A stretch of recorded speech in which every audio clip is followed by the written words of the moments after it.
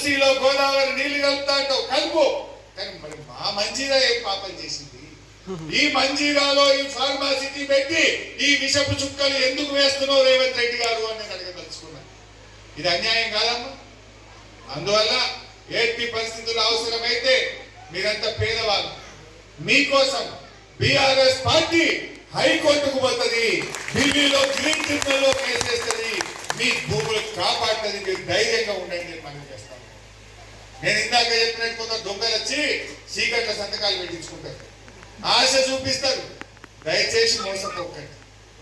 భూమి పోతే భూమి రాదు. ఈ బంగారం లాంటి భూములలో కానీ ఫ్యాక్టరీలు పెట్టాల్సింది, రాళ్ళు రప్పలు గుట్టల పొంద పెట్టుకో, కానీ ఈ బంగారం వసతి భూములలో పెట్టద్దని చెప్పి నేను మనం చేస్తాను. అందువల్ల మీరు మంచిగా ఉండండి. తప్పకుండా మేము మీకోసం కొట్టాడతాం, మీకోసం మీ భూములు కాపాడుతాం. అంత ఇబ్బంది వస్తే నేను మాణిక్యరావు వచ్చి మీ ఊళ్ళో రూమ్ చూపించి నిన్నే పడుకుంటాం, ఆ జేసీబీలో నిలబడతాం. ఎవరు వస్తాడో మేమందరం, మా చింత ప్రభాకర్ ఎమ్మెల్యే, మా క్రాంతి గారు, వైసీ కాలనీలో బీసీ కాలనీలో